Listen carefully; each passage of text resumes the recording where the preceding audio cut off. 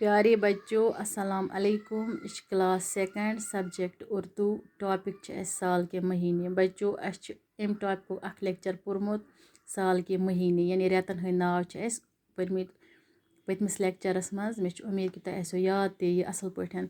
वहरियो गोडनिक रेत गो जनवरी, दोयम गो फरवरी, त्रेयम गो मार्च, अप्रैल, मई, जून तो दिसंबर गो बहिम रेत वहरियो।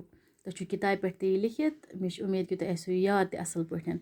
तो आज परो अमी टॉपिक ब्याक लेक्चर। अत मे क्वेश्चन आज उमे कर। ये बच्चों क्वेश्चन दित, इन महीनों को सही तरतीब में लिखिए। बुन कन रेतन हंद नाव दित, बेतरतीब पे दित। सही तरतीब दिन। वुचुन वहरियो गोडनिक रेत कुस बच्चों तुम आसो याद। वहरियो गोडनिक रेत कुस? बिल्कुल जनवरी वहरियो गोडनिक रेत, फरवरी वहरियो दोयम रेत, मार्च वहरियो त्रीयम रेत, अप्रैल गो वहरियो चूरम रेत, मई गो वहरियो पांचम रेत, जून गो वहरियो शेयम रेत, जुलाई गो वहरियो सतम रेत, अगस्त गो वहरियो ٲٹھم रेत युस जन आज चल अगस्त ٲٹھم रेत वहरियो।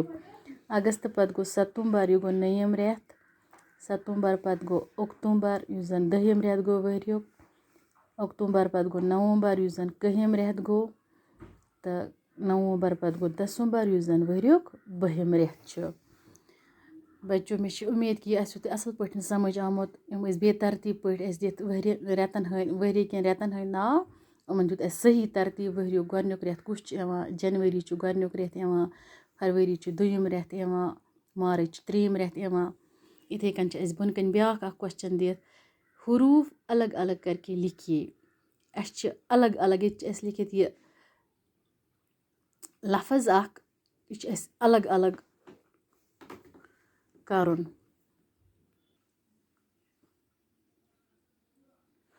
बच्चों क्वेश्चन नंबर 3 यत दित, हरूफ अलग अलग करके लिखिए। लिखुन अलग अलग यह जोड़ के फुटरावन तोड़ के। ये एग्जाम्पल तुम हथ मिसाल जनवरी लिखित यम जान जीम नून वाव रे छोटी ये गो जनवरी। अम पत मार्च, मीम अलिफ रे चीम गो मार्च, अप्रैल, अलिफ पे रे ये लाम गो अप्रैल, फरवरी, फे रे वाव रे छोटी ये गो फरवरी, जून जीम वाव तो नून गो जून, जुलाई, जीम वाव लाम अलिफ छोटी ये गो जुलाई। अम पत मई, मीम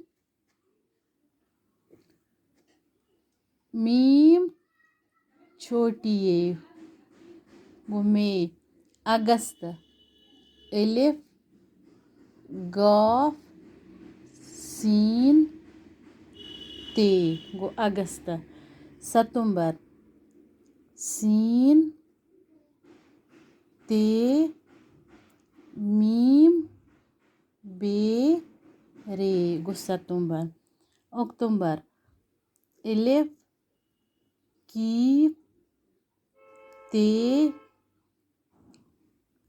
वाव बे रे गो अक्टूबर, नवंबर, नून वाव मीम बे रे गो नवंबर, दिसंबर, दाल सीन मीम बे रे गो दिसंबर।